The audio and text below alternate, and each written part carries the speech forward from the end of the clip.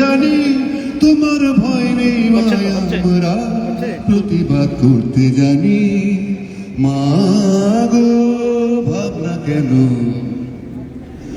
আমরা হারব না তোমার মাটির একটি কণা ছাড়ব না আমরা হারব না তোমার মাটির একটি কণা ছাড়ব না আমরা পাজর দিয়ে দুর্গ ঘাটি করতে জানি তোমার ভয় নেই মায়া আমরা প্রতিবাদ করতে জানি মা গো ভাবনা কেন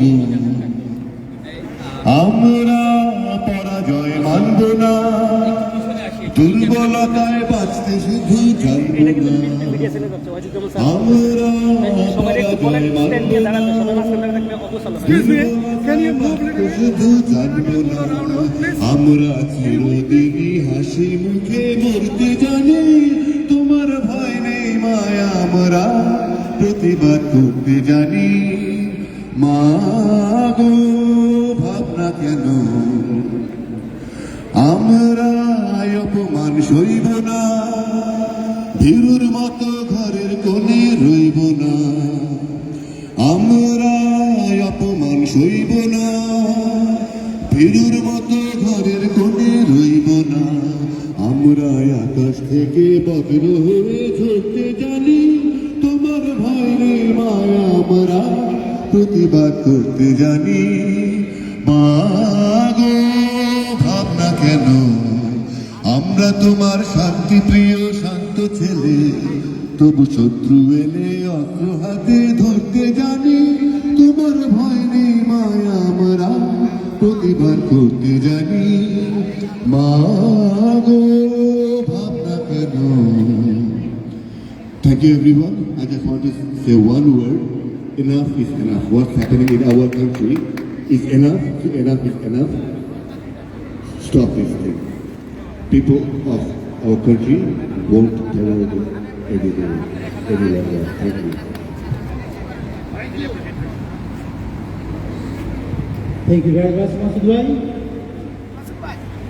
I would like to recite a poem in my language, in Bengali.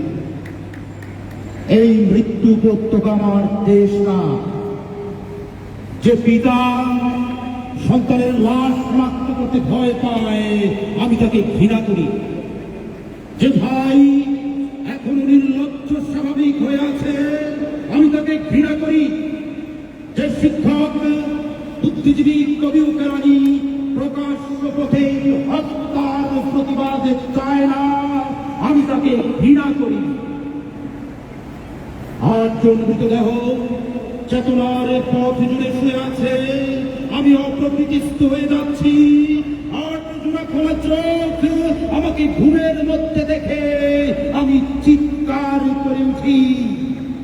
আমাকে তারা ডাকছে অবেলায় উদ্যানে সকল সময় আমি উন্মাদ হয়ে যাব, আত্মহত্যা করব, যা কিছু মন চায় তাই করব। কবিতা এখনই লেখার সময় ইস্তেহারে দেয়ালে স্কেল ছিলে নিজের রক্ত হার দিয়ে তুলাজ পদ্ধতিতে এখনই কবিতা লেখা যায়। তীব্রতম যন্ত্রণায় ছিন্ন ভিন্ন মুখে সন্ত্রাসের মুখোমুখি ভ্যান লাইটের ঝলসানো আলো স্থির দৃষ্টি রেখে এখনই কবিতা ছুড়ে দেওয়া যায়। 38 সাল যা যা হত্যাকারীর কাছে সব অঙ্গীকার করে এখনই কবিতা করা যায়। লকআপের পাথরহীন কক্ষে ময়নাতদন্তের হাজার আলোকে কাঁপিয়ে দিয়ে হত্যাকারী পরিচালিত বিচারালয়ে মিথ্যা শিক্ষার বিদ্যায়তনে সুসংস্কারের রাষ্ট্রযন্ত্রের মধ্যে সামরিক অসামরিক কর্তৃপক্ষের বুকে কবিতার প্রতিবাদ প্রতিফলিত হোক। বাংলাদেশের কবিরাও মূর্খান হাতে উঠতে হত্যার সহস্রদের লাশ নিখোঁজ হওয়ার স্টেনগানের বিরুদ্ধে সবাই হয়ে যাওয়ার জন্য প্রস্তুত থাকুক। তরুণ কবিতার প্রামাঞ্চল দিয়ে কবিতার শহরকে এক্ষুনি ঘিরে চলা দরকার। এই মৃত্যু উপত্যকা আমার দেশ না, এই জন্মাদের উল্লাস মঞ্চ আমার দেশ না, এই বিস্তীর্ণ শ্মশান আমার দেশ না, এই রক্তস্নাত কসাইখানা আমার দেশ না। আমি আমার দেশকে ফিরে কেড়ে নেব। বুকের মধ্যে টেনে নেব কুয়াশায় ভেজে কাশ বিকেল, সমস্ত শরীর ঘিরে জোনাকিনা পাহাড়ে পাহাড়ে ঝুম, অগণিত হৃদয়ের শস্য রূপকথা ফুল নারী নদী, প্রতিটি শহীদের নামে এক একটি তারকার নাম দেবে উৎসবত। দেখে নেব টনমরে হাওয়া, রৌদ্রের ছায়ায় মাছের চোখের মতো দিঘি, ভালোবাসা ভালোবাসা যার থেকে আলোক বর্ষ দূরে জন্মাবলী উচ্ছ্বসিত হয়ে আছি, তাকেও ডেকে নেব কাছে বিপ্লবের উৎসবের দিন। হাজারো আটালো চোখে ফেলে রাত্রি দিন ইন্টারোগেশন মানি না, নখের মধ্যে সূচ বরফের চাউরে চুইয়ে রাখা মানি না, পাবেদে ঝুলিয়ে রাখা যতক্ষণ রক্ত ঝরে নাক দিয়ে মানি না, বুকের উপরে বুট জ্বলন্ত সড়কায় সারাবেগ হত মানি না, ধারালো চাবুক দিয়ে খন্ড খন্ড রক্তাক্ত পিঠে সহসা অ্যালকোহল মানি না, রক্তদেহে ইলেকট্রিক শক কুৎসিত বিকৃত যৌন অত্যাচার মানি না মানি না মানি না। কবিতা কোনো বাধাকে স্বীকার করে না, কবিতা সশস্ত্র, কবিতা স্বাধীন, কবিতা নির্ভীক। তোমাদের কবিতাকে আমরা হেরে যেতে দেইনি, বরং সারাটা দেশ জুড়ে নতুন একটি কবিতা লেখার আয়োজন চলছে। গেরিলা ছন্দে রচিত হতে চলেছে সকল অলঙ্কার, ঘটছে উঠুক দলমাদল প্রবল দ্বীপের মতো আদিবাসী গ্রাম, রক্তে লাল নীলক্ষেত শঙ্খচূড়ের বিষ পেনা, মুখে আলোকিত বিষাক্ত মৃত্যু চিত্র, রক্তকুচিলা অঙ্কারের সূর্য, অন্ধচিত্ত গন্ডিবের ছিলা, তীক্ষ্ণ তীব্র হিংস্রত মশলা, বাংলা তোমার টঙ্গি পাশে ঝলকে ঝলকে বললাম চর্দ বলেন সার্থী বর্ষা, মাদলের তালে তালে রক্ত চক্ষুটাই প্রাণ ফুটে এলে বন্দুকি কুর্তি দাও রাজরাশির সাহস, এত সাহস যে আর ভয় করে না।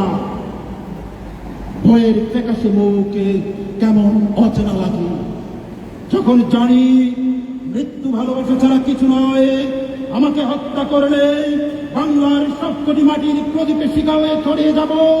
আমার বিনাশ নেই, বছরে বছরে মাটির মধ্য হতে সবুজ আশ্বাস হয়ে ফিরে আসবে।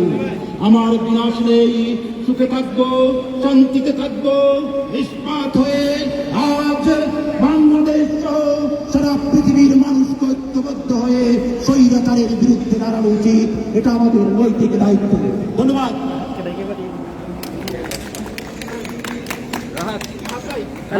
আপনি টেক ওভার করেন।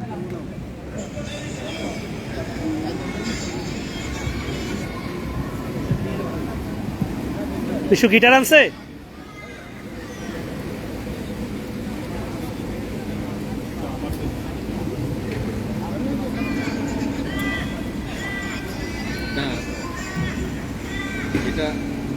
When is the last time we had our own rights in our own motherland? When the last time we have casted our vote in Bangladesh, we all 16 million people living with 19 fingers. Our thumb is missing. We don't have our thumb in Bangladesh. There's no vote, there's no voting rights in Bangladesh for the last 14 years whatsoever. There's so many things that we couldn't do in the last 14 years in Bangladesh. So many things.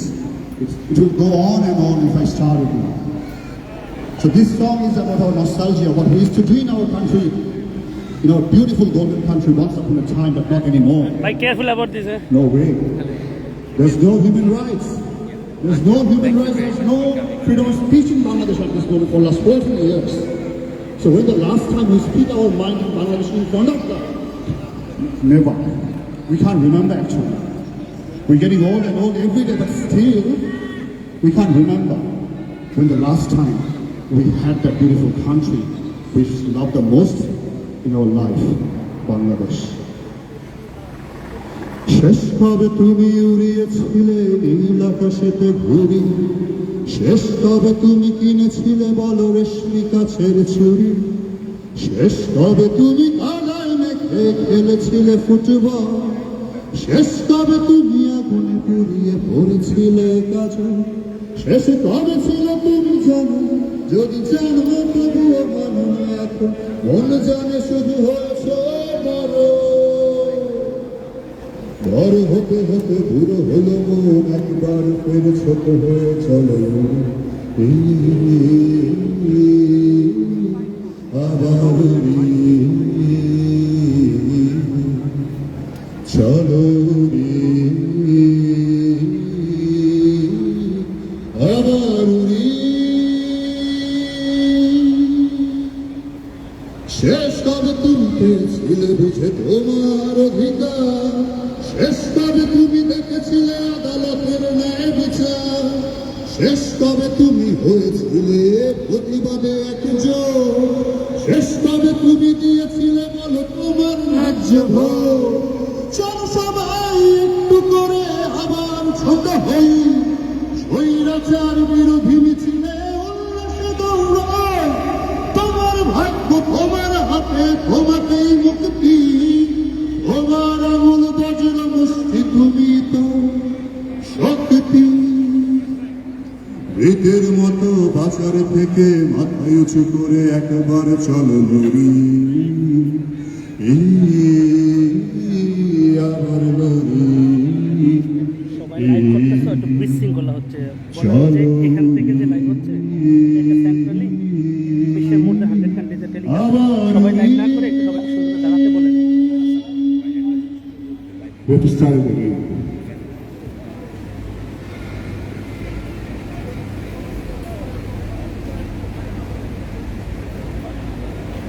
Thank you. Thank you, Rahat Shantunu. His name is, how do I translate it into English? In Bangla we call Jonodar Kobiya. In English it will be Poet of People. PP, Poet of People. Thank you very much. Please give a round of applause for Rahat Shantunu. Habib Rahman, very nice poem recitation. Thank you very much, Masood Mithun. And we have many other singers like Sabbir Haq and other. We will call them in a moment as soon as we get time. Ladies and gentlemen, thank you very much Habib for bhai. coming up and joining us in solidarity with the 30th of August International Day for the Victims of Enforced Disappearances. এখান থেকে 100 কান্ট্রিতে We telecast. know that due to the industrial action, it was difficult for many of us to reach here, but we are successful. We are starting our program on the dot at 3 p.m. Isn't it? Excellent. Thank you very much all the organizers and all the participants. Round of applause for all of them, please. Thank you.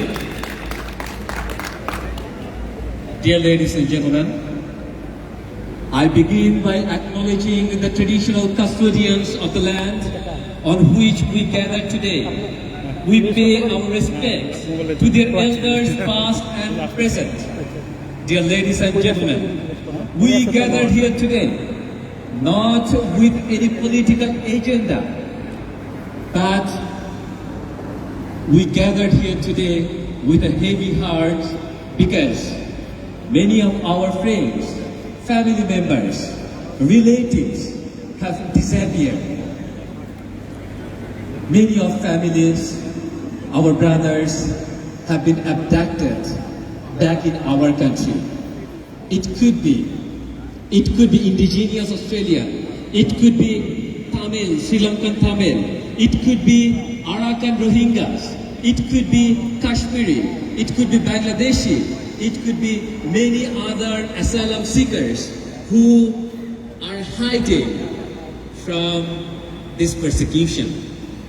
We have West Papua, we have Indian farmers representative and Sikh community. Thank you very much for participating today. Ladies and gentlemen, darkness cannot drive out darkness, only light can. Hate cannot drive out hate, only love can. Who said that? The great Martin Luther King. After many, many years, we still remember that. And we are standing here today, not with darkness, with light, not with hate, but with love. Ladies and gentlemen, our objective today is to demonstrate solidarity with the victims of enforced disappearance. Our objective is to hold perpetrators accountable and ensure justice for the victims. Our objective, particularly the Bangladeshi brothers are here, one of the main goal is to hold Sheikh Hasina and her death squad accountable for the ongoing enforced disappearances in Bangladesh. Our objective is to give voice to the voiceless. We demand stop enforced disappearance, bring back the victims of enforced disappearance, cooperate with the United Nations in forming an international commission into enforced disappearance, sanction perpetrators and ensure justice for victims. Ladies and gentlemen, without further delay, may I now call upon Nadina Dixon, the traditional owner of the land, Uncle Dave Bell, the Aboriginal elder and indigenous community leader, as well as Axel Foley, for the acknowledgement of the country and to tell us, to share their stories with us, First Nation people of Australia. We probably have forgotten what was happened to them. May I please welcome Nadina Dixon, Uncle Dave Bell, and Axel Foley, please.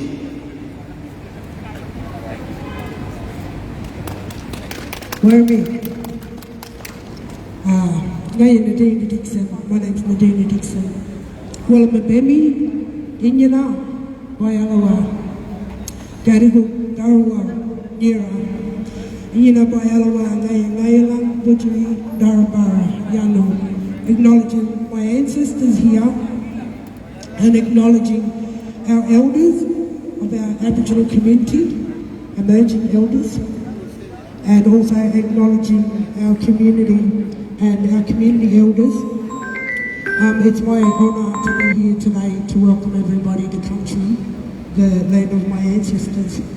I'm the eldest daughter of Dr. Charles Chicka Dixon, who was a renowned fighter for human rights and social justice, for Aboriginal rights, but he also stood with our global community, our global brothers and sisters, because while ever our human rights is under attack, we are all hurting. And so I'd just like to extend our solidarity, that we care about what's happening with our global communities. We can see you, we can hear you, and we will stand with you. Thank you. We just want to share the past to our people, the atrocities and the genocide that's happened here right in Australia. 1967 was a referendum for our Aboriginal people. Before that we were known as flora and fauna. Shame! Louder people, louder!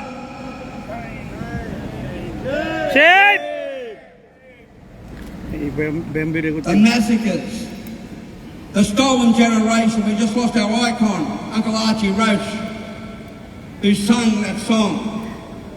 The stolen generation, you know. So, you know, can we just have 1 minute silence for Uncle Archie, please?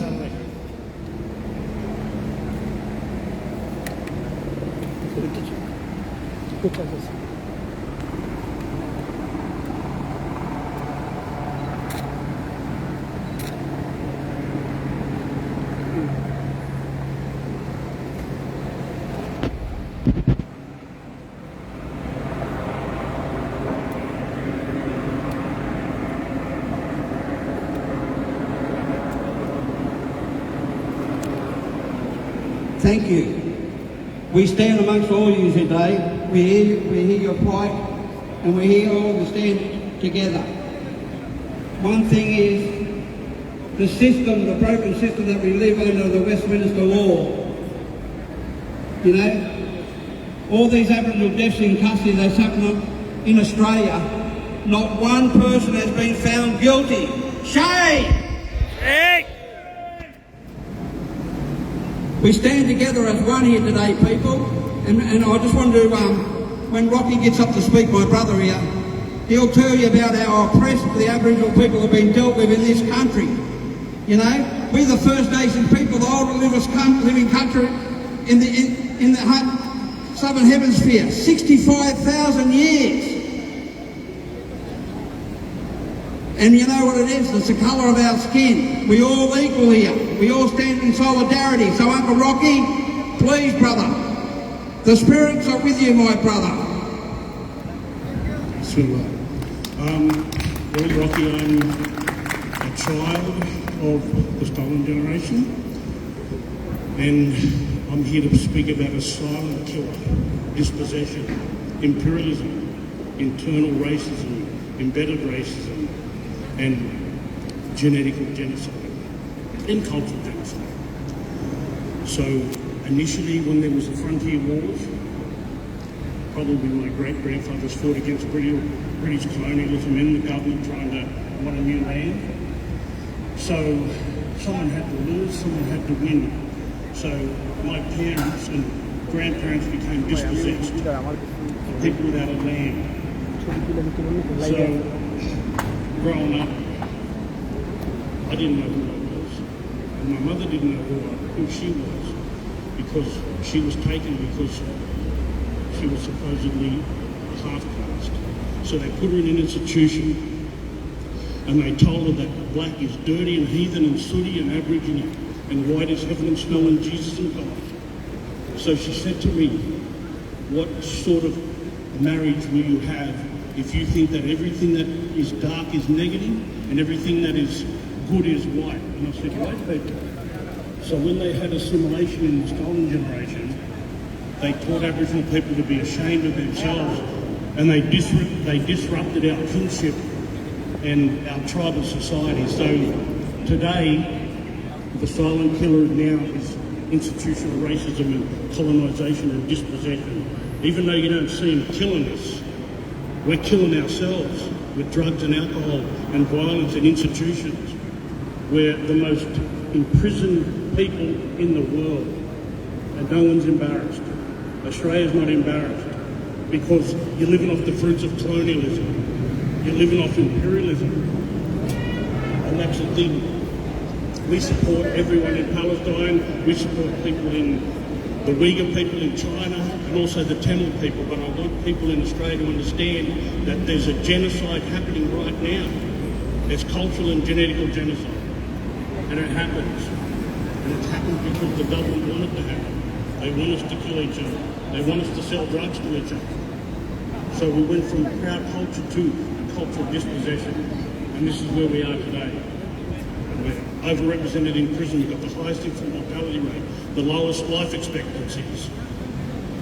And my parents come from a long line of generational warriors, from all the way from the Black Panthers, all the way from the 10th Embassy, where Gary Foley and Chicka Dixon and my parents and Isabel Coe, they all fought. But now the issues we have are worse than theirs. They don't have to deal with ice and heroin and drugs and nepotism and all the stuff that my parents' generation had to deal with. We don't have to deal with anymore.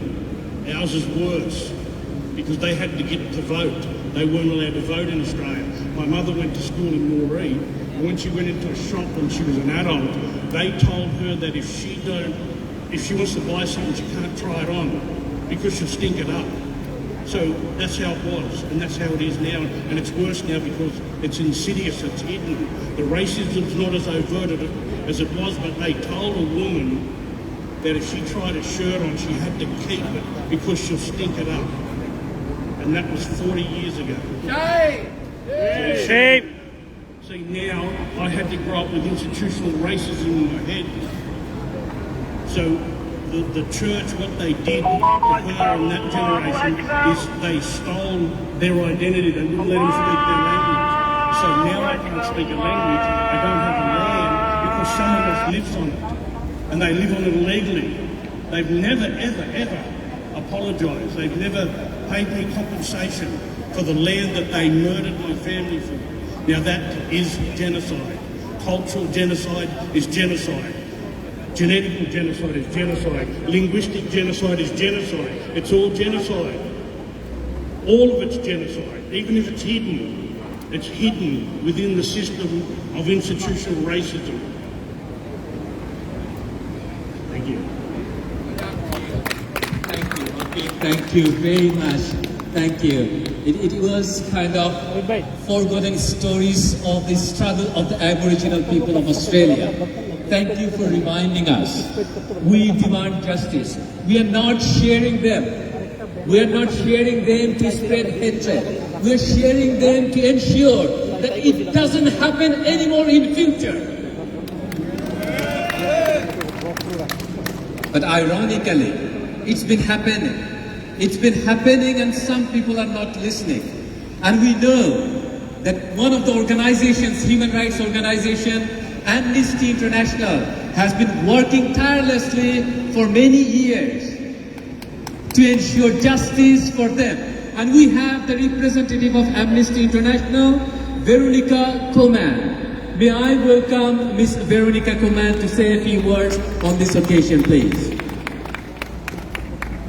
Thank you, Shibli. Thank you, the organizers. And I'd like to acknowledge Auntie Nadina and Uncle David. Yeah. Thank you.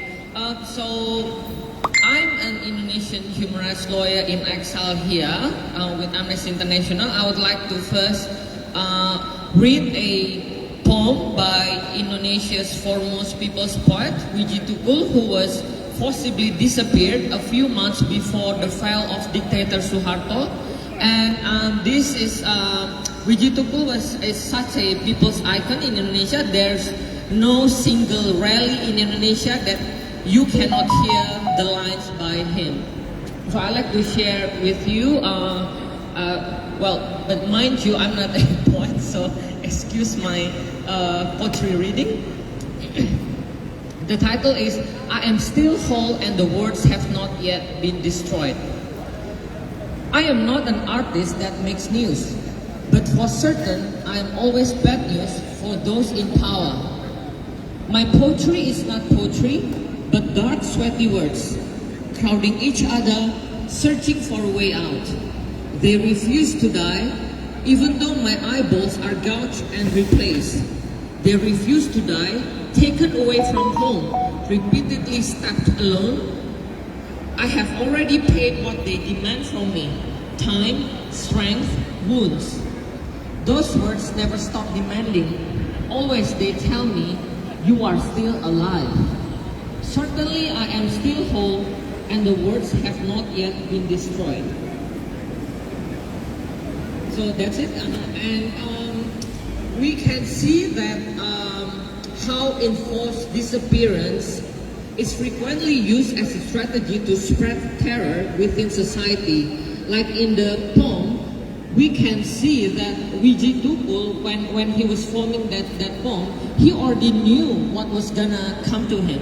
He knew, and also in his various poems, he also realized that his fate was coming sooner or later. So this kind of terror and widespread, it's a tool. It's sending a message not only to the comrades of the activists, not only to the family, but also society as a whole. That's how Wiji Tukul knew what was coming to him, because that already happened to many of his friends. And we knew that the greatest cases of enforced disappearance of all time, one of them is on this land. This is crime scene. This is the greatest enforced disappearance, known as, more commonly known as stolen generation. And its impact, it impacts not as, it's not even terror anymore. It destroys the society. And also, if we get into the technicality, excuse me because I'm from Amnesty. So victims of enforced disappearance are people who have literally disappeared from their loved ones and their community. They go missing when state officials or non-state actors can be as well, grabs them from the street or their homes, then deny it. And it is always a crime under international law. And these people never been released and or sometimes found dead, and this is very serious problem in many countries. And like we see from the community today, it's totally a big serious problem in Bangladesh, in Rohingyas, in the Sri Lanka, and also West Papua. So just this week, a few days ago, 4 West Papuans were forcibly disappeared. 2 were found dead, 2 are still missing, and the 2 were found dead were mutilated by Indonesian soldiers. So this remains a huge challenge, and in 2010, the International Convention for Protection of All Persons from Enforced Disappearance came into force, but unfortunately, Australia is not party to this convention yet, and Amnesty is calling on the Australian government to ratify this convention. Not only that this will hold Australian government to account in their military activities overseas, but also Australia can contribute in the international discussion in the forum in the UN on the enforced disappearance. And as an organization globally, Amnesty International calls on governments to investigate, that's very loud, and then make enforced disappearance criminal under national law, and implement the convention, and also make sure survivors receive reparation, and also to abolish the statute of limitations to end the impunity around enforced disappearances. Thank you. Thank you very much, Veronica. Thank you very much for being the voice of the voiceless people. Now, ladies and gentlemen, we are going to listen to some of the stories in a moment from the victims or the families of the victims. We are going to listen to the stories of ethnic cleansing from Tamil people. We are going to listen to the horrible stories, most terrible stories of persecution in human history from Arakan Rohingya people. We are going to listen to the stories of open-air prison Kashmir from Kashmiri people. We are going to listen to the stories of abduction and enforced disappearance from Bangladeshi people. We are going to listen to the stories of Indian farmers and Sikh people and West Papuan people in a moment. But before that, let me welcome another voice of the people. Another voice of the people, a newly elected senator, our beloved Senator David Shubridge.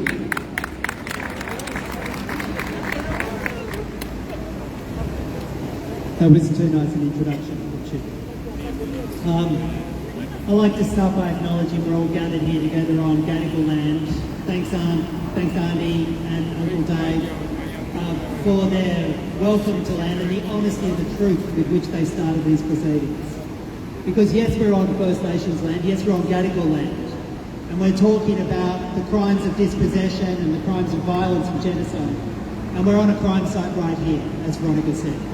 This is a crime site, and First Nations peoples have a right to be free from continued forced disappearance in their lands, from their country, and every single jail in this country is a site of crimes against First Nations peoples. So this land always was and always will be Aboriginal land. We start with that respect.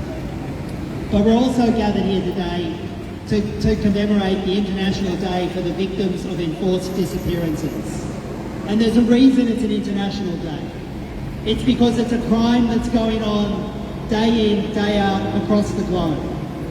And gathered here today in one of the largest acts of international solidarity I've seen on a day like this in Sydney are the Rohingya community and the Kurdish community, the Tamil community, the Bangladesh community, the community from India and Kashmir and Jammu, West Papuan advocates. And there's a thing that each of these communities have in common. And that is to ask their government here in Australia, the Australian government, to not let this day pass without comment. And to not let the crimes around the world pass without action from Australia. And let's be clear, the intentional disappearance of political opponents or ethnic minorities is a crime against humanity. And it's a crime that's happening on a daily basis in too many countries around the world.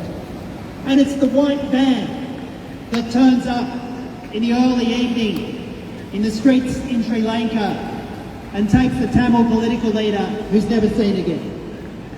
It's the Indonesian military who barge into a village in West Papua and take the leaders, destroy the village, destroy the crops, and as we heard, the leaders are not seen again.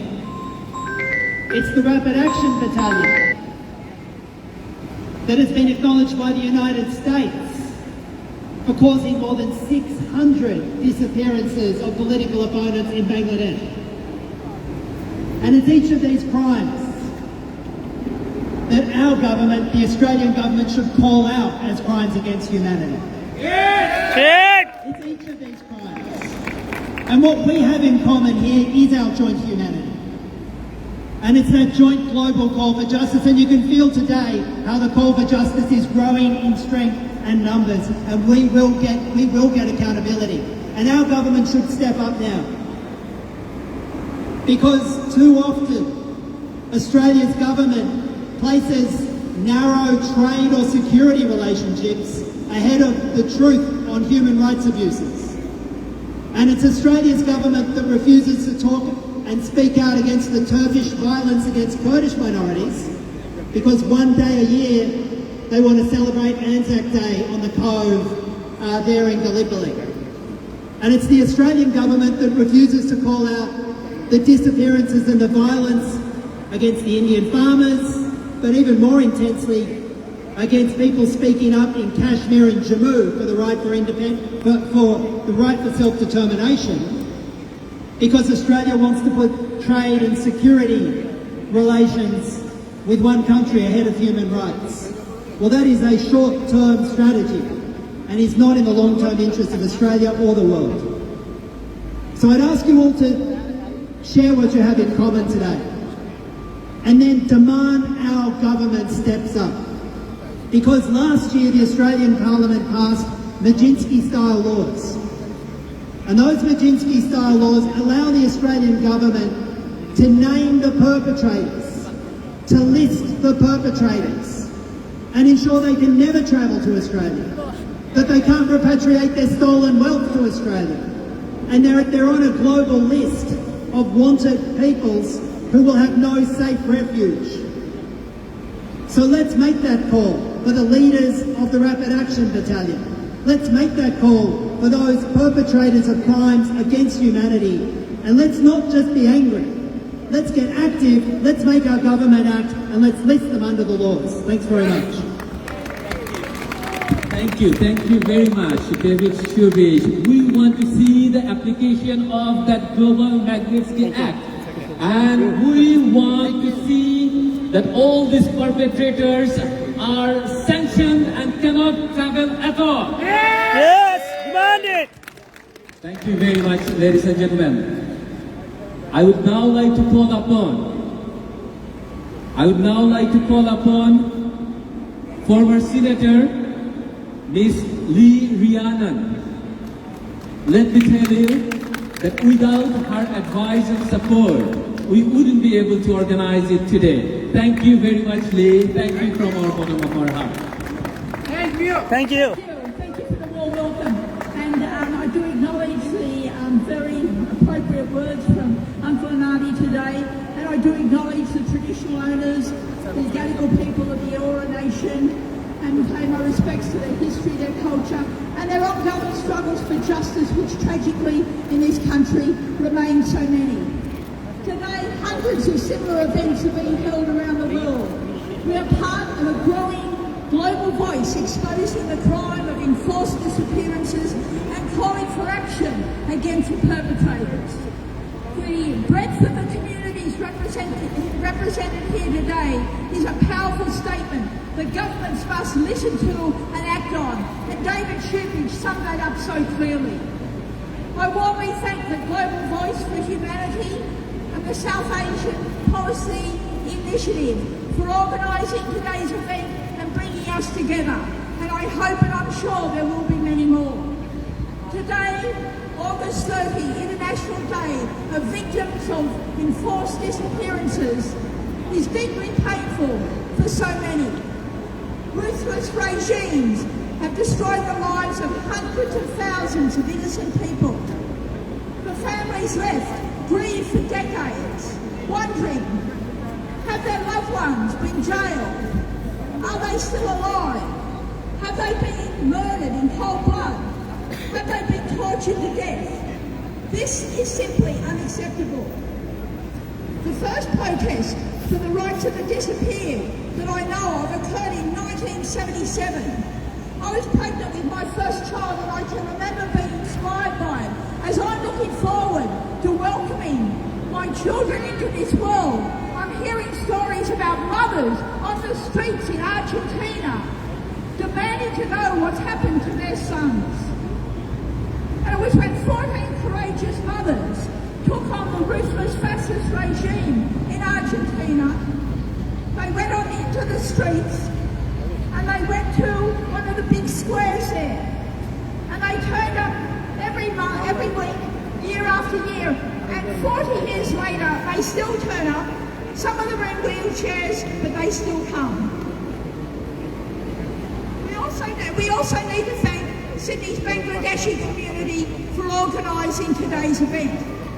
Enforced disappearances and shocking crimes against civil society and those opposed to the government are on the rise in that country. A number of international human rights groups have documented the involvement of the paramilitary group Rapid Action Battalion, along with police, army and security agencies in extrajudicial killings and enforced disappearances. So much of this is on the record now, as David Shoebridge pointed out. It's time the Australian government spoke up about this.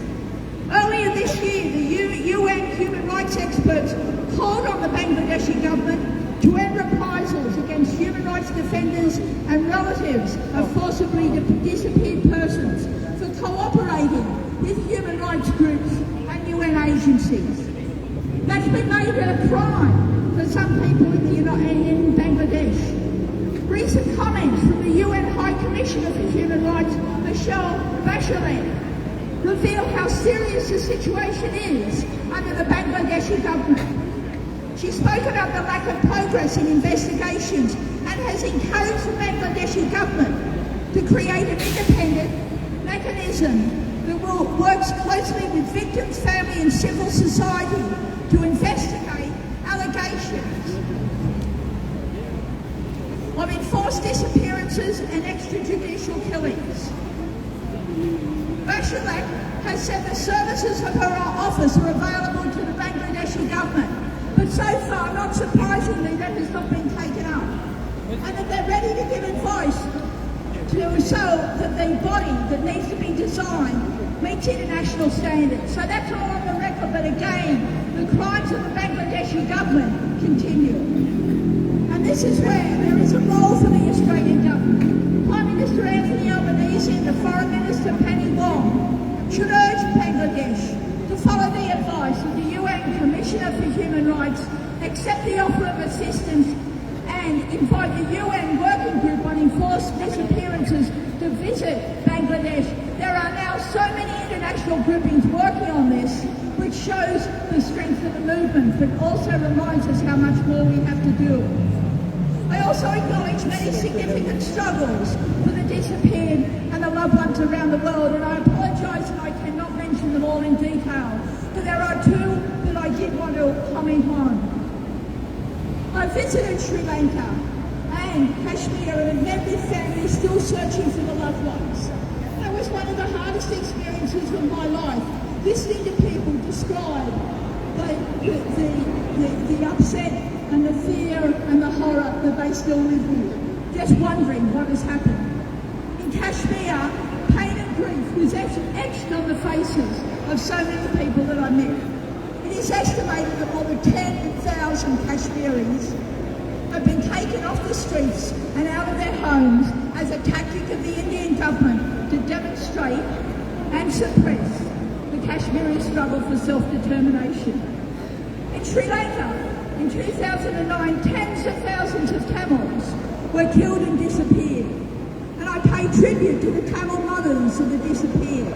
They have passed more than 2,100 days of continuous protests, looking for their loved ones, demanding answers. And that is another issue that needs our support and our government to speak up. These two visits had a huge impact on me. And clearly the crimes must stop. We need to give ongoing support to the families of the disappeared.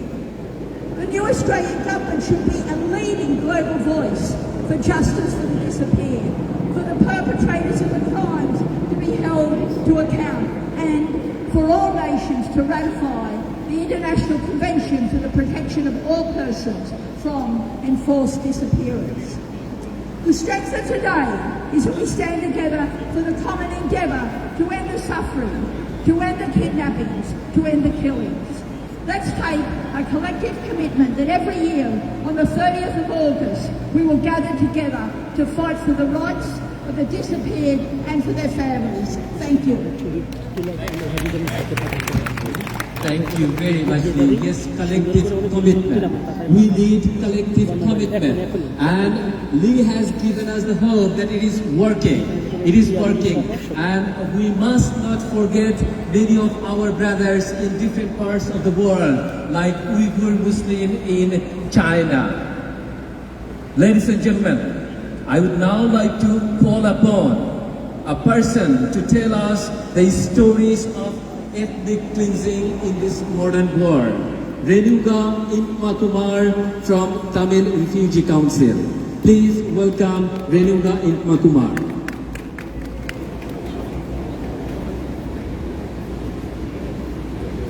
Before I begin this speech, I'll start by acknowledging the traditional custodians of the land that I'm on.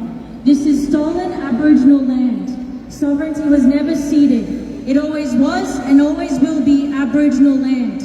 We pay our respects to elders past, present and emerging, and recognise that Australia was founded on the genocide and dispossession of First Nations people. I would also like to acknowledge that we will have a moment of silence for all Elam Tamils who have fought for freedom, who have been killed by the Sri Lankan regime, as well as the many refugees who died trying to seek safety from their terror.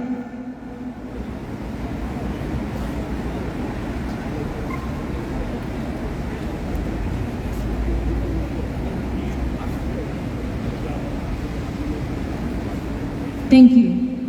It is surreal standing in front of New South Wales Parliament at a rally that demands justice from the Elam Tamils all over the world from Tamil Elam. The last time I stood here with my Elam Tamil flag, banners and individuals from our community was in 2009 when I was just 6 years old. We demanded accountability for the horrific acts of genocide perpetrated at the highest peak in 2009. At the highest peak in 2009, we stood at every corner, and yet no one in that building came out and discussed with us the justice we deserve. No one in that building, no one in other positions of power, and no one in the world listened. I stand here after 13 years, and I stand here demanding the same issue, and the justice our community must achieve is the enforced disappeared and the lack of international states and supposedly the heroic UN not providing any support whatsoever for the Elam Tamils. For 2,000 days and ongoing, Elam Tamil families have been rallying in the northern and eastern provinces of Tamil Elam, of our homeland, for the forcibly disappeared loved ones that were taken away and not given back. The Office of Missing Persons has lacked independence and and have not held any perpetrators accountable. Despite the lack of progress made by the OMP, Sri Lanka continues to suggest to the international community that justice and accountability can be achieved domestically. There needs to be the ongoing realization that the Tamil families of the disappeared have faced surveillance and harassment by Sri Lanka's security forces in an attempt to silence their pursuit of justice.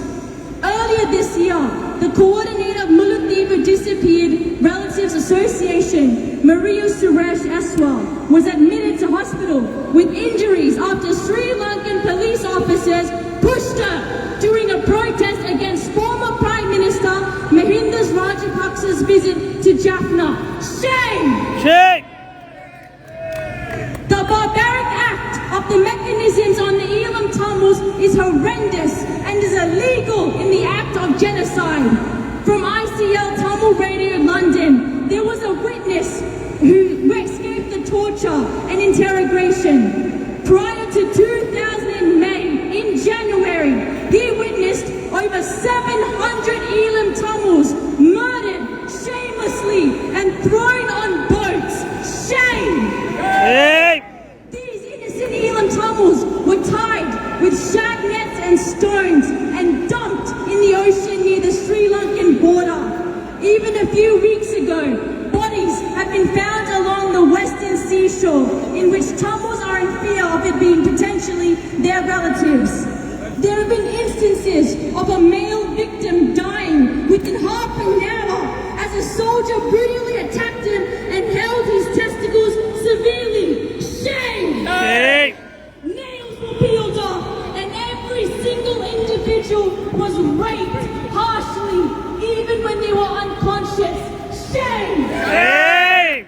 There were also instances of individuals being forced to eat human feces. This was before May 2009. Before May 2009, and yet no one has said anything. No one has said anything when our innocent Elam Tamils were degraded worse than an animal. Shame! Shame! For those who have taught us Elam Tamils that Gotabaya Rajapaksa is no longer in the picture, it should be noted that other individuals who are in power, such as Ranil Wickremesinghe, still continue the chauvinistic ideology from 1948 to now. Shame!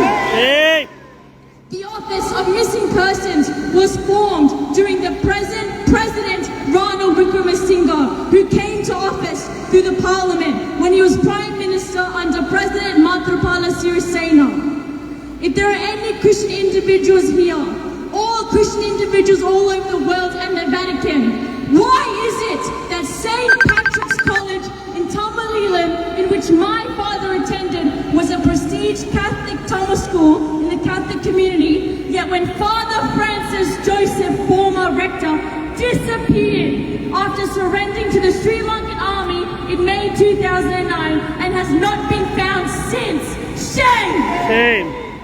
Catholic priest Father Francis Joseph wrote to the Pope from inside the no-fire zone, calling on the church to break its silence on the massacre of Elam Tamils and the disappeared. 3 pages to the Vatican for pleading for help and expressing a sense of abandonment. It was written in a bunker. The BBC contacted the Vatican for a comment, but it is yet to receive a response. To the Christian Catholic countries, the Sri Lankan Cardinal, to the supposedly Catholic Australia, where are our people? Where is your aid? Where were you? And why are you still silent of the ongoing genocide perpetrated on Elam Tamils? Bishop Manor, an individual who was able to escape from the torture in Trincomalee, he witnessed an individual who was tortured, had mucus all over his face, and was unable to identify him due to the harsh torture mechanism used on this individual. The second day in captivity, this innocent Elam Tamil died. He even stated that in early 2013, the Commission for Justice and Peace of the Catholic Diocese of Jaffna wrote a letter to the President and members of the Catholic Bishops' Conference of Sri Lanka and pointed out that Bishop of Manor, Dr. R. Joseph, has stated that a 146,679 Tamil people were missing at that time and still unaccounted for from findings of reports and stats. Sadly, he passed away, but these numbers could change with more eyewitnesses and statistics to be found. The Sri Lankan government will never take our statistics or our numbers, neither will the United Nations. Shame! Shame! Sri Lanka is the second highest nation with enforced disappearances. Shame! Shame! Second highest, and even that number that is displayed, being 12,226, is considered false by our Elam Tamils who were witnesses. Shame! Shame! The Vatavaha Bridge in the northeast of our nation was a bridge where thousands walked. Tamil men, women and children, they never returned. The water was covered with dead bodies and blood. The name of this bridge haunts our nation. The mothers and fathers walking on the bridge feel the blood seep into the cracks of their feet as they reminisce about handing over their family, not knowing at the time what would happen to them. Eyewitnesses of this genocide who are here in Australia have told me firsthand of what occurred on that bridge. Babies were crushed by those trying to flee. Elam Tamils had to step over dead bodies on the bridge, and many have described that they felt like cattle being herded into a slaughterhouse, not knowing what would happen to them. Shame! The gunshots would ring in the distance as the Sri Lankan army went around the bunkers, killing the Elam Tamils trying to escape and carry themselves out of bunkers when half their bodies were blown up. Our mothers have stood on the streets with their black flags, not under the Sri Lankan flag, but the black flag that represents a continuous oppression Elam Tamils endure. But I will never forget women like Salvarani Amma, who passed away earlier this year as a 75-year-old mother who stood with other Elam Tamils, demanding the answers of where her son, son-in-law and grandson are. There is video evidence where the police are continuously pushing her and the other protesters, and yet she still stood there as a fragile woman on the outside, but a fiery personality on the inside. I will never forget that video of her raising her hand and pleading as the police continuously shove her. Her last words were, "I want to see them before I die." She passed on without any justice delivered to her or her family. She passed away, becoming one of over 135 Tamils who have died while protesting for their forcibly disappeared family members with no answers and no justice. Shame! How is it that this globe, this world, these superpower nations did nothing? They stood by aiding a malicious, vile, disgusting government and allowed our Elam Tamils to be stripped from our hands. Indira Gandhi in 1983 said herself that Tamils were enduring a genocide. To all the nations who supposedly listen to other leaders, why did you ignore Indira Gandhi, who stated that it was genocide and an ongoing genocide? When it is other nations who are a different color, they are not ignored. But when it is the people of a darker tone, we are seen as third world countries to other nations and experiencing trouble. When UK PM David Cameron went to Jaffna, he witnessed mothers protesting and saw the disappeared situation in the Jaffna province. Yet it is 2022 and he has done nothing. Shame! Shame. There is also the Australian role in training police and the naval forces. The naval forces are a significant factor in using their ships and weapons to destroy Elam Tamils and be a part of the enforced disappearances aspect. The massacre is only known now, but we as Elam Tamil know that the state of emergency was incorporated for 40 years under terrorism, in which our people were taken to be disappeared. The Tiger Commanders, our heroes, came with the white flag to surrender in 2009, and the United Nations were involved. Yet where are our heroes who surrendered? The world believes that what occurred was a civil war. They believe that we are the minority. While I stand here outside the New South Wales Parliament, I will say this that will repeat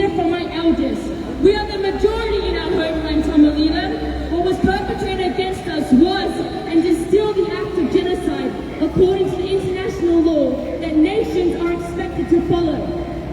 I myself have met 4 strong mothers, and I will never forget what they told me.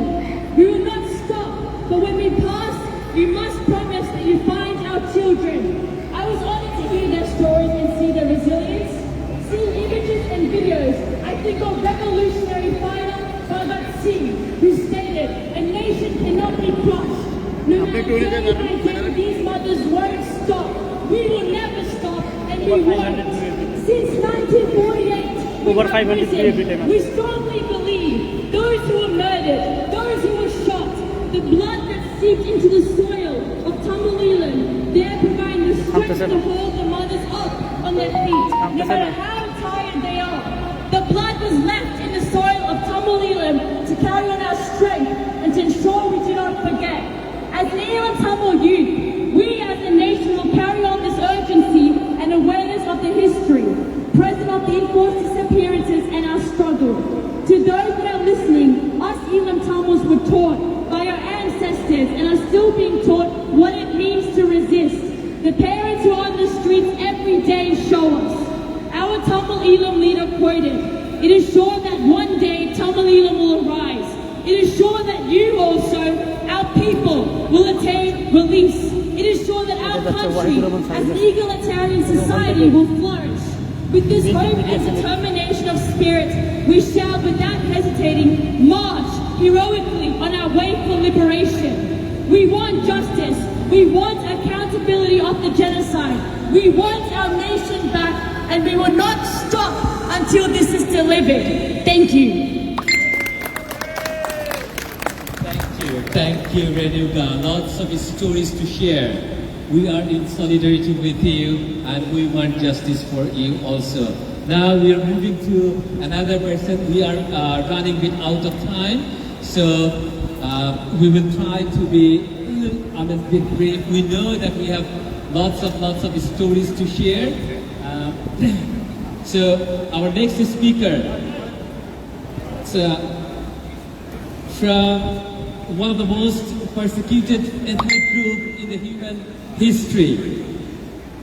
They have been living in the land for many centuries, for millennia probably, but they have been excluded. And they say that no, Rohingyas are not the people of those land. No, we don't agree. They are the people of that land. May I now welcome Mohammad Rose, Director, Arakan Rohingya Development Association. Mr. Mohammad Rose, thank you.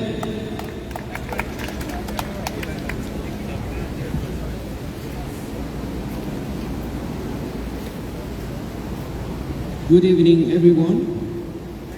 I really appreciate all of you to join together to Thank you very much. demonstrate Appreciate the it. 30 August International Day victim of the enforced disappearances. We are here from Sikh community, Rohingya community, Bangladeshi community, Indian community, Sri Lankan community, and many more others also. Many, even though not coming here, we know from other different communities what is happening in the world.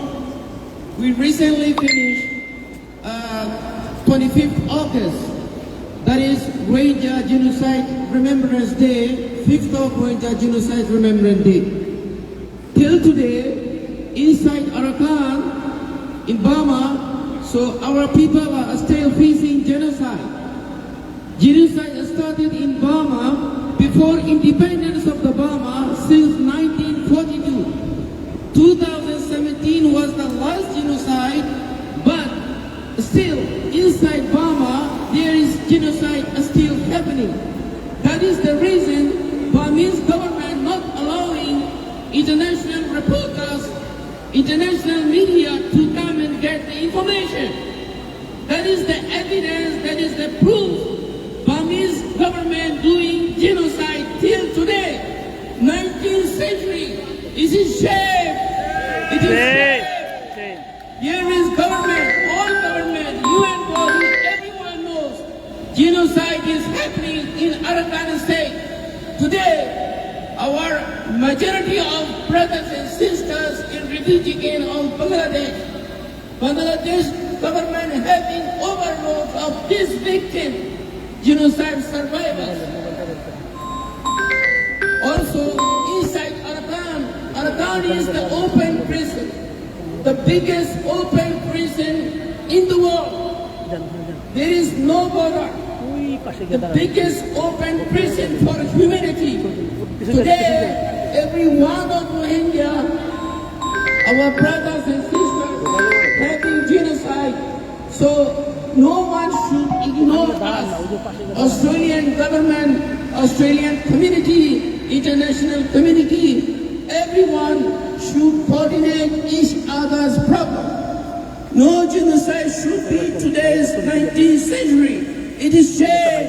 It is shame for all of us. No community, no human being should disappear from their land, from their home. We are human. We are human beings. All human beings should respect each other. Doesn't matter what about the country, doesn't matter what about the race, doesn't matter what about the issue. But at the end of the day, we are human beings. Human beings should respect equal rights. We don't have rights. We don't have rights in Burma. Today, we don't have rights. That's why our people are suffering genocide. Our people have been trafficking to Malaysia, to Indonesia, coming at the end of the day to Australia. So we need to stop all genocide, what is happening today, all trafficking, all suffering people. We need to coordinate each other. In this world, no one should suffer. Nowhere to be happen genocide. Nowhere to be happen trafficking. We all must join together hand to hand. Get the solidarity, coordinate each other, coordinating with the government and UN bodies. We must stop genocide. We must stop genocide. Thank you very much. Thank you, Muhammad. Together with you, we all demand that Arakan Rohingyas are returned to their land. Running bit out of time. As I told you, it's been how many years?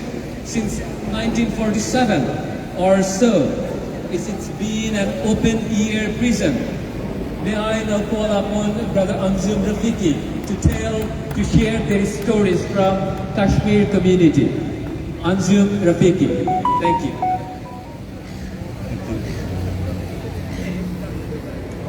Good evening all.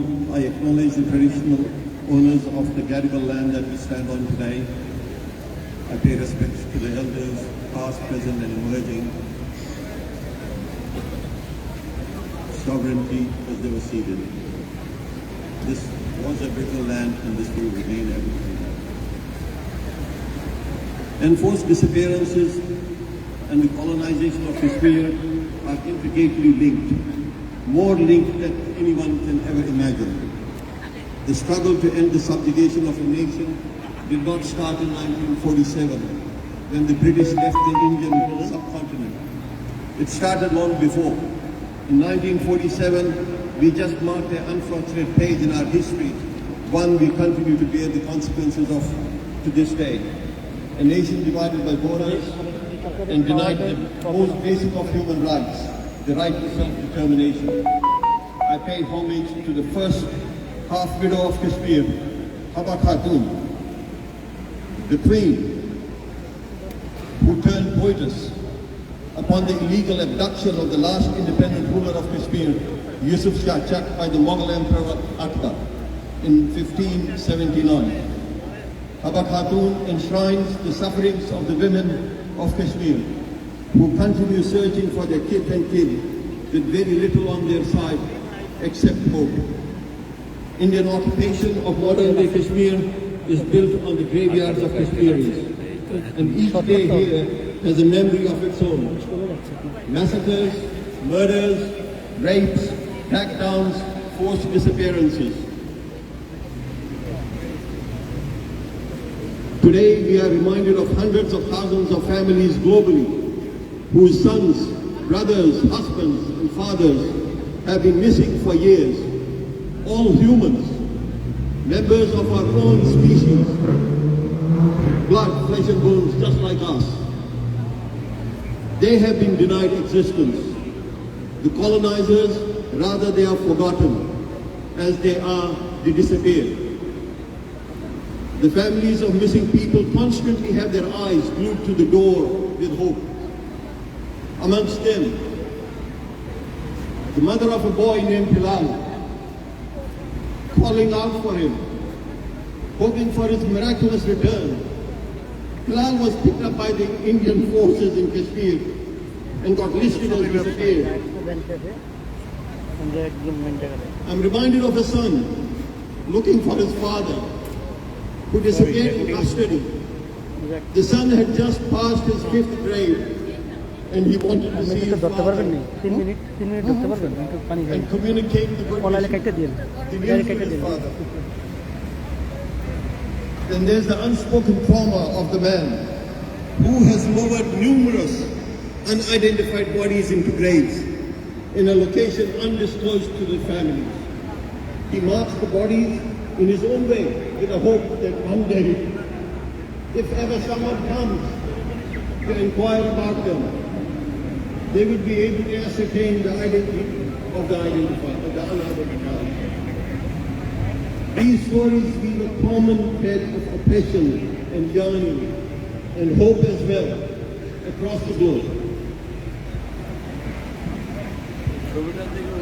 Borrowing from the Iron Lady of Kashmir, Parveena Ahmed, enforced disappearances are more painful than death. When someone dies, he has a grave. His family sees his dead body, touches his face. There is emotional closure. But when your child is taken away and disappears, you don't know what to do. You struggle between longing and hope. You don't know where he is, what he is doing, or what happened to him. There is so much trauma and so many storms rage inside you. Tens of thousands of disappeared Kashmiris are yet to be accounted for. With thousands of unidentified bodies lying in unmarked graves across Kashmir. And forced disappearances in Kashmir have left a trail of broken families and traumatized children.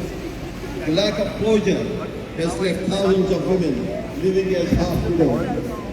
They have been disappeared at the hands of the Indian Armed Forces, who have used enforced disappearances as a tactic to spread fear and terror in Kashmir, a tool of intimidation and to exercise control over an unwilling population. Today, in addition to the families of the disappeared, let's not forget those who championed their cause. Journalists and activists, lawyers and human rights activists.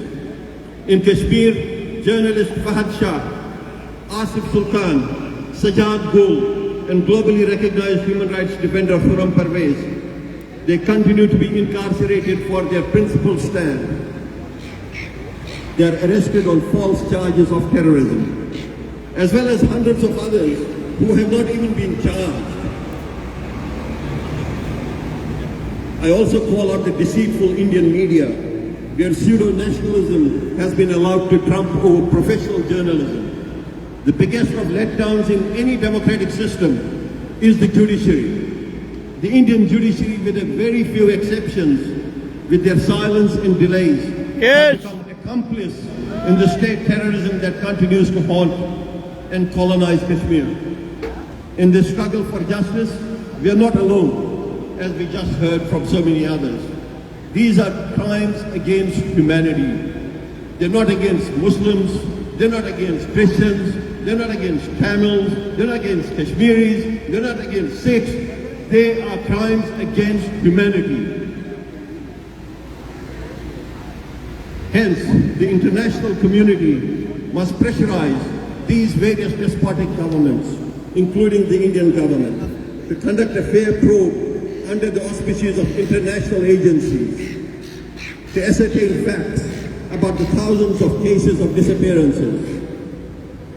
For India, in Kashmir, in Punjab, in Nagaland, and so on. due to various forms of information blockades enforced by the Indian state in Kashmir, and possibly due to the indifference of the global community in the face of other competing priorities, members of victim families are unable to garner enough support. Support enough to be effective to help deliver justice. Today, yet again, let's call upon the UN and the Australian government and the wider international community to end this decade's-old stalemate in various areas. With regards to Kashmir, let's release all the detainees, resolve the Kashmir issue as per the aspirations of the Kashmiri people. I love you all. Thank you. Thank you very much, Brother Anshu, for sharing your stories.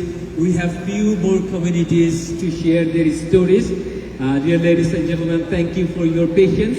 Now it's time for Bangladeshi community, but to make it brief, I would like to actually call upon the Bangladeshi speakers, because there are many groups from many parties are here who were the members of organizing committee.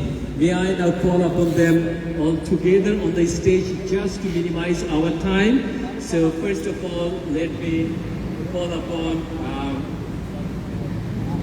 leader of the Bangladesh Nationalist Party and member of the organizing committee, Moslauddin Arif and Qudratullah Litan on the stage, please. May I also call upon member of the Bangladesh Nationalist Party, leader of the BNP Australia, representing Zia Forum, Sohail Mahmood Iqbal and Muhammad Haidar Ali, please. Please come onto the stage. And also I would like to call upon Mr. Farooq Hussain and Mr. Rashid Khan from KR Bangladesh. They are representing Jamaat Islami Bangladesh. Could you please all come up onto the stage, please?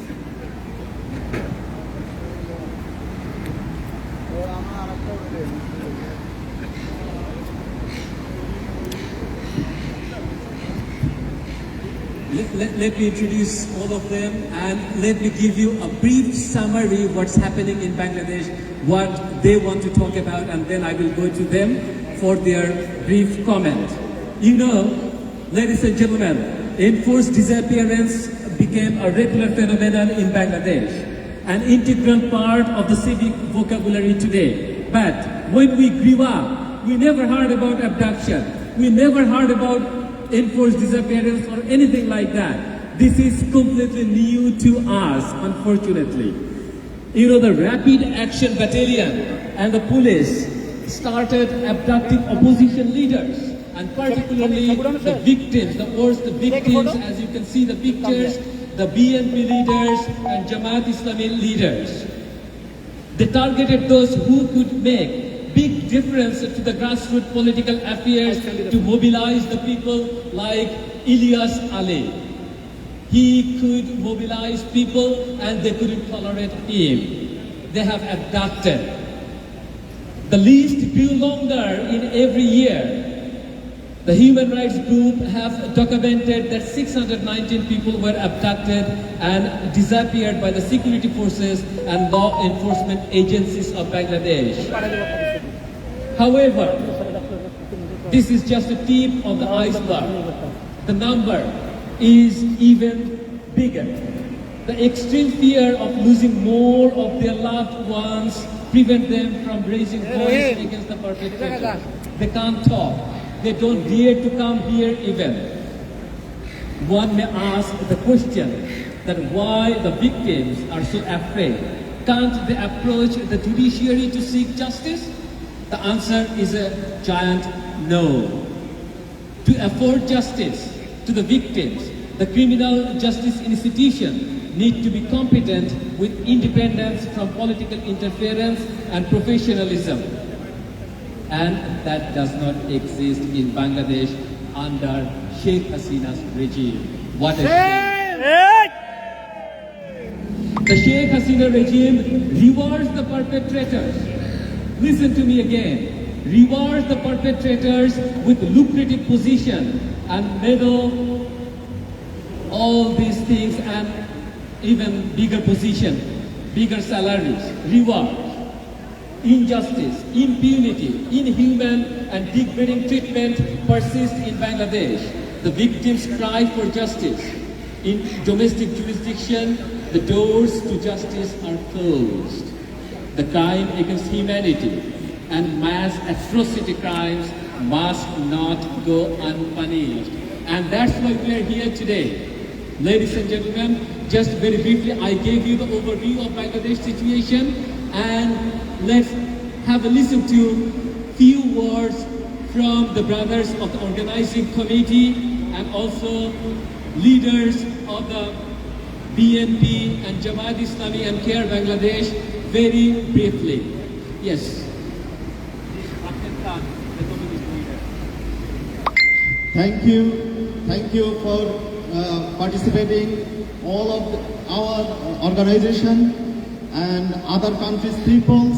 We are here, whatever our brother said, that's happening in our country, in Bangladesh, last 1 decade and more. Actually, we want justice. We want to stop doing this. This is against the humanity and the big crime for the peaceful peoples. They are disappearing, and more that's going worst. We need to act now. We need to right now bring them justice, and we want whoever disappeared and abducted, we want to get back. Thank you. BNP leader and community leader and one of the member of the organizing committee. Bismillahirrahmanirrahim. Good afternoon, everyone, and honorable guest and speaker. This is absolute to be honored to be here and being a part of Global Protest International Victims and Disappearance Day.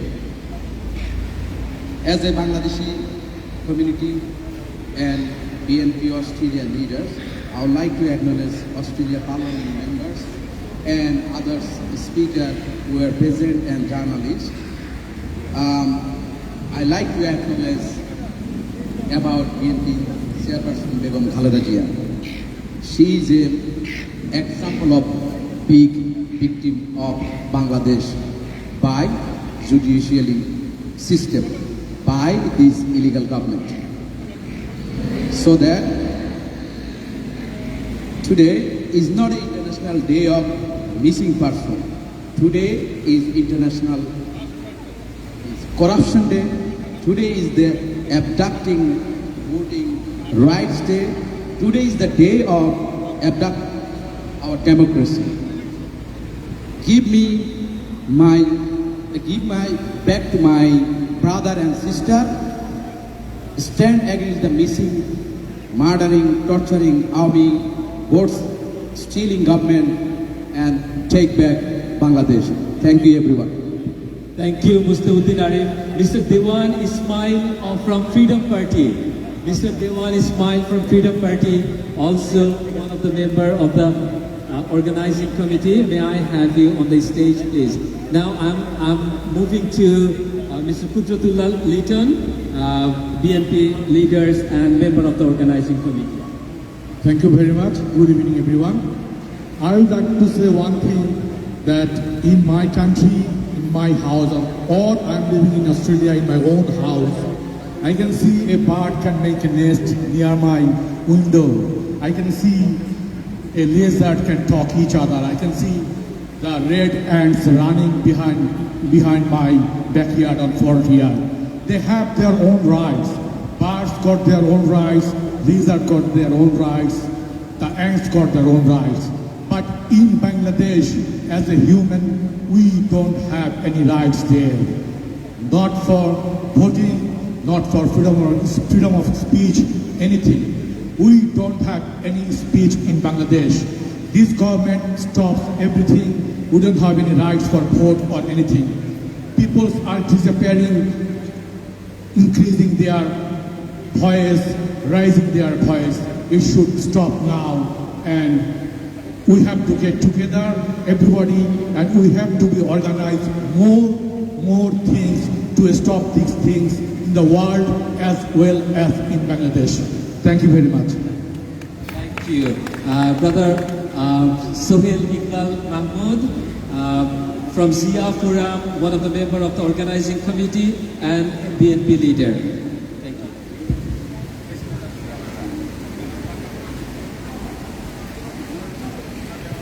Thank you. It's an honor to speak today as a member of the Bangladesh Nationalist Party and President of Zia Forum Australia. Today is International Disappearance Day. This is a difficult day for many of us. If we exercise our conscience, it is impossible to ignore the pressing issues of politically motivated abduction and disappearance. I thank SAPI and Global Voice for humanity for organizing this event, as they must take this time to reflect and seek justice. The Bangladeshi Nationalist Party in Australia served the ethos of former President Ziaur Rahman, the declarer of Bangladeshi independence and freedom fighter in Bangladesh's war. As a Bangladesh is a young country, many of us remember the struggle for independence and have seen Bangladesh develop from the census to become the force in its region. Independence was achieved at the cost of millions of lives and after the rape of thousands of women and girls and the massacre of leading intellectuals. This struggle was one liberation and has thankfully borne much fruit. The Bangladesh economy has lifted millions into literacy, health and opportunity and has seen as a developed deep ties in globally. However, there are still deep flaws in the governance of Bangladesh, though formally a hybrid regime in the economy's intelligence units of democracy index currently faces a dark age of authoritarianism. Oppositions are greatly suppressed. The leaders such as Begum Khaleda Zia are imprisoned on the opaque charges. Alarmingly, many of the opposition leaders across the generation have been abducted, killed, or imprisoned under the flimsy pretenses. A family of those abducted spend their days waiting for answers or for their loved one to return. Many times there is completely inadequate investigation. This is not humanity, but the brutality. Australia is a home of many Bangladeshi immigrants, and it pains us to see unfair election, gag doctrines, and disregard for the rule of law in Bangladesh. Bangladeshi people have endured instability in the region, and this causes us great distress and stocks of insecurity even across that ocean. Hopefully, the voice of this protest will reach governments in Bangladesh as well. Hope to see action to address the lawless disregard for victims of disappearance. Bangladesh Jindabad. Inshallah, thank you very much, Mr. Sohail Iqbal Mahmood. Please stay there. Now, the Bangladesh Nationalist Party, one of the worst victims of these enforced disappearances which is going on in Bangladesh. Now I would like to introduce Mr. Farooq Hussain representing Jamaat Islami, another very worst victim of this enforced disappearance. Mr. Farooq Hussain will be brief. Ladies and gentlemen, Assalamu alaikum. Thanks to Global Voice of Humanity, thanks to South Asian, also thanks to Amnesty International for their kind support, for their strength, for their coordination and communication for this program today. Today is the International Day of the Victims of the Enforced Disappearance. I'd like to just, because of the time, I'd like to mention just few scenario of our few brothers, how they are abducted. Ladies and gentlemen, every day in Bangladesh, people, innocent people are kidnapping, abducting by this government, by the Sheikh Hasina government. Hey! Ladies and gentlemen, one of our brothers, 2012, February 2nd, name is Waliullah, also name is Mukaddes. They are going to university, they are a student. They just picked up by the rope, by by the raid and police force. And since then, no one knows where they are. No one knows. Even their family, they don't know until today where they are. Still they're alive or in prison or somewhere they're hiding. Ladies and gentlemen, another brother of our Barrister Man. He was abducted in 2016 in front of their family, in front of his wife, in front of his kids. He just gone from that day. No one knows. He was a minister of Bangladesh Supreme Court. Ladies and gentlemen, every day their kids, their wife waiting every day while their father coming. If someone knock the door, their kids thinking their father came back, but not until today. No, he hasn't come back yet. Where he is? We know where he is. Ladies and gentlemen, another brother is Brigadier General Brother Aman Asmi. He was a Brigadier General. It's not funny. He was saying why he was abducted from his home in front of his old mother. Until today, no one knows. 2016, it was a black day. It was a black day for the Bangladesh. It was a shame day for the Bangladesh. We don't know what is the problem. Just problem was he just criticized our government. That's all. Ladies and gentlemen, our demand is today to the world leaders, to the UN, stop this kind of operation by the help of Indian government, Narendra Modi ji, with the help of raw secret or our neighbors, secret agency raw. Ladies and gentlemen, please stop this criminal activity and return our brother to their family.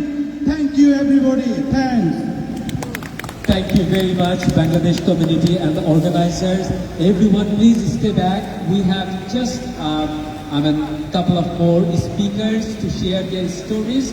Let me welcome Mr. Ian Rintol, Refugee Action Coalition, Sydney. Mr. Ian Rintol, please. Thank you. Thank you very much, and thanks very much to the Bangladeshi community and the leaders and the political organisations for putting this protest on today.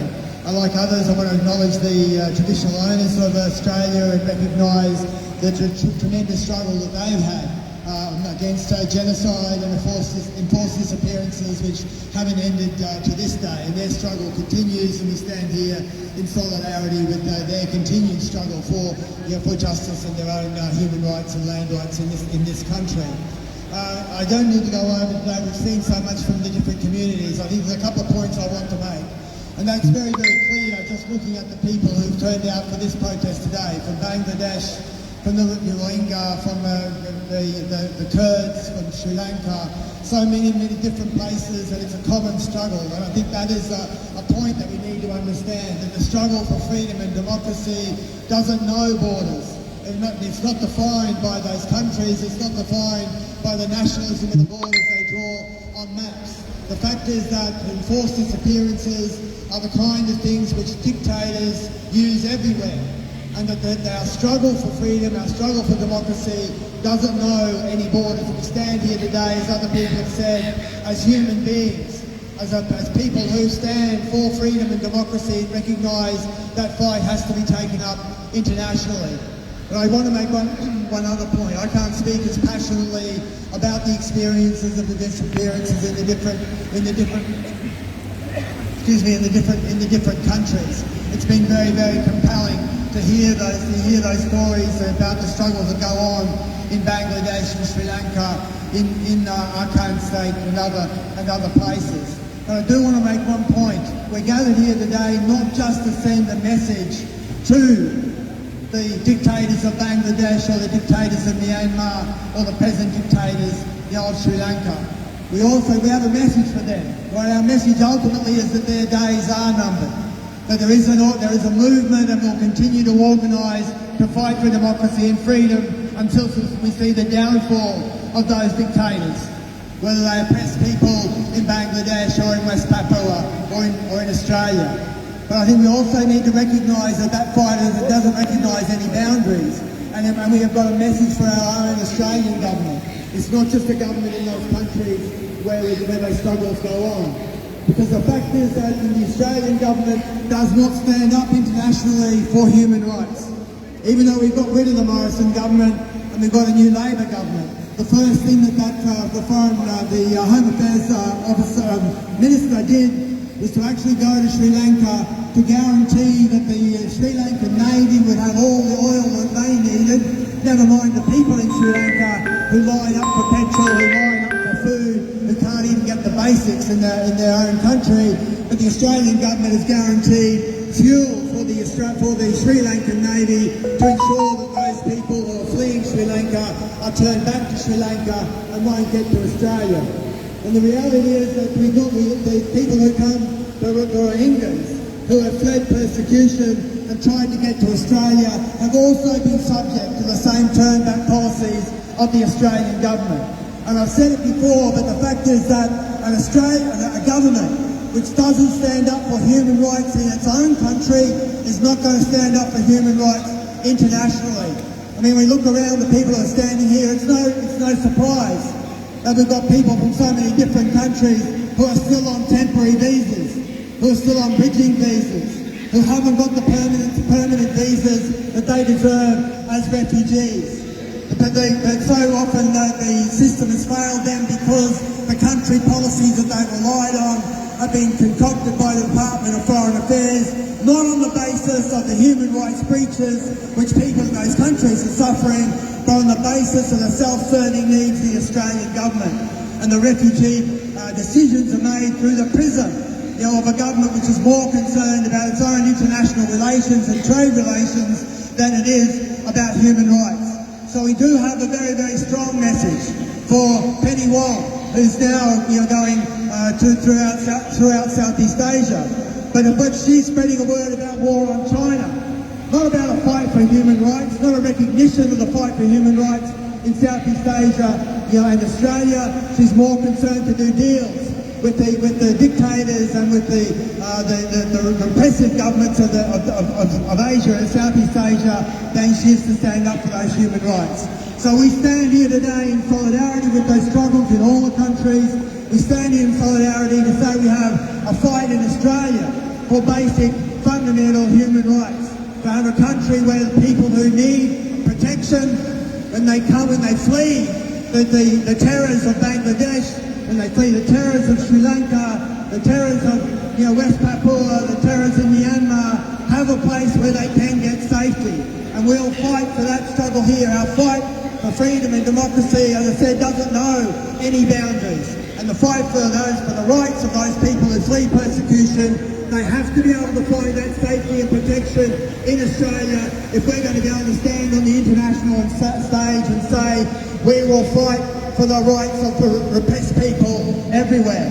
And as I say again, thanks very much for the opportunity. It's a great time to put it on as we see that everywhere we see so many dictators, the repressive regimes resort to the same measures. And it's not confined to the so-called dictatorships. We see, in fact, our own capitalist governments, our own so-called democratic countries use the same kinds of things. Think of the Black Lives Matter demonstrations when the police and the FBI started to pick up black rights activists from the streets of Chicago and New York and other places. The fact is, I said before, the struggle for freedom knows no boundaries, it knows no borders. We stand in solidarity for that struggle. Wherever there's repression, wherever there's dictatorship, we need to hold up the flag high for freedom and democracy. Thank you. Well said. Thank you. Thanks a lot. May I now welcome Mr. Amar Singh. Mr. Amar Singh will be telling us, he is from Carbon for Australia. Many of you know him very well. Yes, please welcome Mr. Amar Singh. And he is going to share the stories of the farmers in India and also Sikh community. Thank you. Thank you all the members and guests and everyone that's put this great event together, because Even though our numbers are smaller than what it should be, but it matters that we stand here today. In Australia, where our life is comfortable, yet we don't forget what happens to our communities back home. How our same people, the same governments are treating us differently and unequally. All we ask for is the right to live, right for democracy, and right to be able to practice our religion, our culture in the land that we are born, that we belong to. So today I want to share a bit of information about this Singh Kalra. He was a human rights activist who unearthed evidence of over 25,000 CQs that were built by the Indian police and the Punjab police. That's not a right figure. He only estimated that number from amount of wood that the police used to make these dead bodies. The police even killed over 2,000 police officers who did not participate in their violence against innocent people. So this is what we're talking about. Mr. Kalra himself was picked up outside his house, never to be seen again. It took a CBI, which is similar to the FBI or federal police here, to do an investigation and then charge the police officers. For 10 years, the police kept denying the fact that he was even picked up. So this is what we're facing. And it's so sad to see people from all these different nationalities, countries, ethnicities suffering the same thing. Why? Because our language, our culture, our right to express ourselves matter. And all these oppressors are concerned about oppressing our views, be it the farmers' protest, be it the Rohingya, be it the Tamil, be it the Sri Lankans, be it Bangladeshi people. It's all about crushing our soul. But I think everyone that turned up here has done a justice to keep the memory alive of those who cannot speak for themselves. We have to be their voice today here in this country as well and in other countries. So people don't forget where we come from, what the suffering was.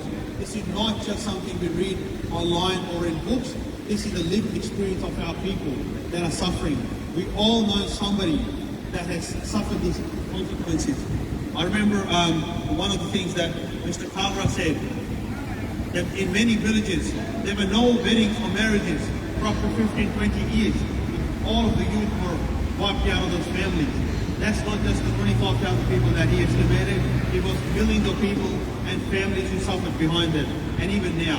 So it's very important for us to raise our voice, raise our concern in a civilized way that we can enforce the beliefs of these people and their right to live and their right to worship, their right to have a life in their own country. So we must stand united. Shame on these people. Shame. Shame. Thank you.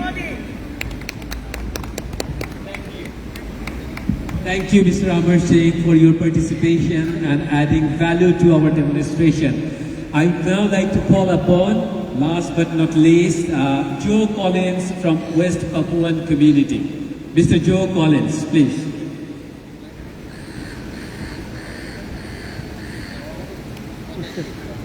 Thank you very much. I'll be very brief as I know we're running late. I was Papuan Speaker, Ronnie cannot be here today, but I'm part of the Australia West Papuan Association and we raise awareness on the issue. Now, I'll be very brief. When we speak about West Papua, we're speaking about the western half of the island of New Guinea. It used to be a Dutch colony. In 1961, the Dutch were going to give the West Papuans the freedom, but they were betrayed by the international community. They were handed over to the Indonesian administration after a few months of UN administration. And ever since then, the human rights abuses, the military operations, and the killings began. West Papua was taken off the UN Decolonisation Committee, the Committee of the United Nations Decolonisation Committee, and this year alone, the United Nations have raised grave concerns about the human rights abuses in West Papua, the military operations. Over 60,000 internal refugees have fled the military operations this year. Another human rights organisation, Indonesia Watch, is a German organisation, and they put in a submission to the UN on Indonesia, which is being held in UPR in November. They document 22 disappearances between 2019 and 2021. In West Papua, there's a pattern to disappearances. West Papuans are arrested because they are suspected to be members of the Free Papua movement and they disappear. or during military operations, West Papua civilians are killed. The Indonesians hide the bodies so they don't have to face any legal consequences. And just last Friday, local villagers found 4 sacks floating in the river containing bodies of West Papuans that have been killed by the Indonesian security forces. Their heads and legs have been cut off. And if it hadn't been for the local villagers, we wouldn't even know about it. And this is what this day is all about. A tragic day that we actually have to have a day to remember this period. And Australia trains the Indonesian military. If this is what the Indonesian military does in West Papua, commits human rights abuses, our training, if you think of training professional army, we have totally failed the Indonesian security forces act with impunity in West Papua. And the UN specialists have called from Jakarta to allow the UN Human Rights Mission to investigate the human rights abuses in West Papua. And Australia where a special relationship with Indonesia that we're supposed to have, should be pushing into Jakarta to allow such a mission to take place. And that's what the West Papuans want, for the UN to go to their territory and investigate the human rights situation in the territory. Thank you. Thank you very much. Thank you very much. We are now almost at the end of our program. Now I would now like to call upon the senior member of the organizing committee, editor-in-chief of the only Bangladeshi community newspaper in Australia, Suprabhat Sydney, and founder of BNP Australia. And along with him, may I now call upon Mr. Farooq Khan, a senior Bangladeshi community leader and leader of the BNP Australia, Mr. Farooq Khan, Farooq Ahmed Khan, Liaquat Ali Shapon, Haidar Ali, brother Haidar Ali.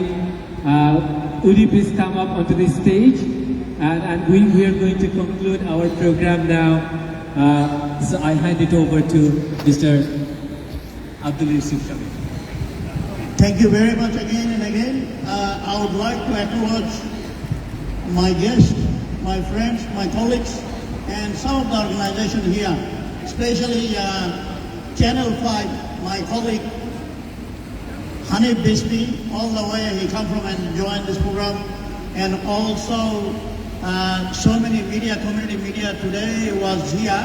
I would like to also acknowledge my colleague Liaquat Ali Shapon to be here, and we can see one of the most senior member of Bangladesh Nationalist Party, Farooq Ahmed Khan, and along with leader of the IPDC, I would like to thank again, and also Bangladeshi refugee in Australia Incorporated people are here, and also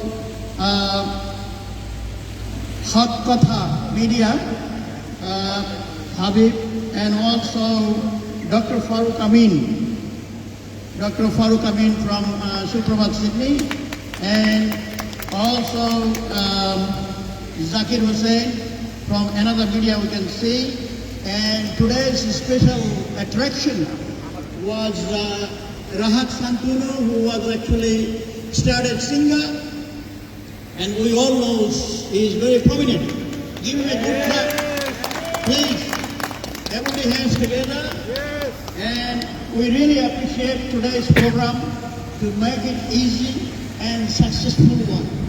We hope we will see you very soon. But before you go, just one announcement. We need sanction to this killer government, Sheikh Hasina. Yes? Yes! Thank you. Thank you very much, Mr. Abdullah Yusuf Shami. May I acknowledge the presence of one of the most senior community leader, Mr. Ruhul Amin, Brother Ruhul Amin, and I would also like to acknowledge the presence of Dr. Rashidul Islam, Dr. Shirazul Islam, Engineer Irtaj Bhai, and all of the community leaders. Without your support, we couldn't actually make this successful today. With this, thank you everybody, and I hope that we will not have to raise our voice over and over again, because we believe that their conscience will work for the humanity, and they will stop all these atrocities worldwide. Thank you everybody. Once again.